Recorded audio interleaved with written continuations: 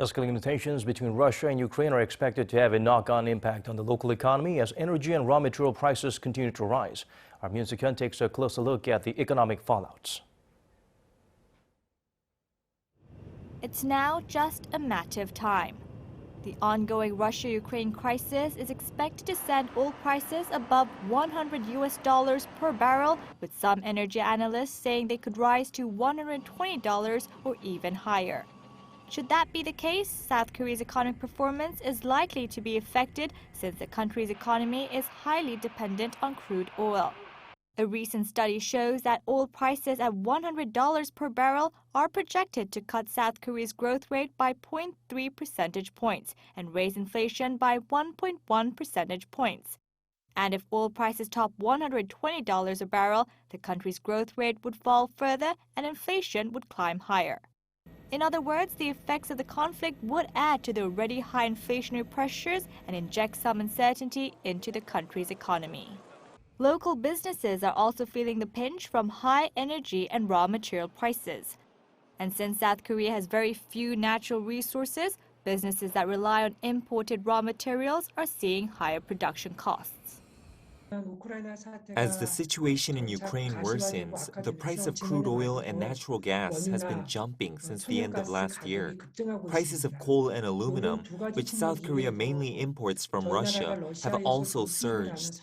So a rise in import prices of raw materials has resulted in higher production costs for manufacturing companies. Adding to that, several South Korean companies that export their goods could have relatively weaker price competitiveness in global markets, as they will have to charge more than they did before. If companies raise the price of their products, their prices will be less competitive than their rivals, leading to a fall in sales. So production costs can be one factor in reducing the competitiveness of South Korean firms. The Ukraine crisis has also led to ripple effects across financial markets, including South Korea's.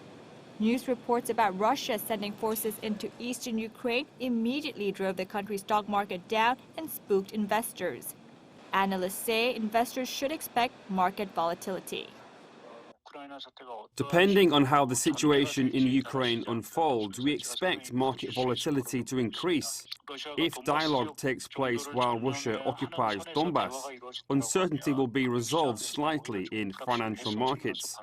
But if Russia goes for an all-out aggression and the US imposes further sanctions, stock markets will face negative effects. At a meeting Wednesday morning, Vice Finance Minister Lee Won said that there's been no serious impact on the Korean economy so far. But he did say the government will remain vigilant just in case the situation gets worse. On concerns of a supply shortage, he made reassurances that the government has secured a sufficient amount of energy and raw materials, including 3 months' worth of crude oil stockpiles. Min Suk-hyen, Arirang News.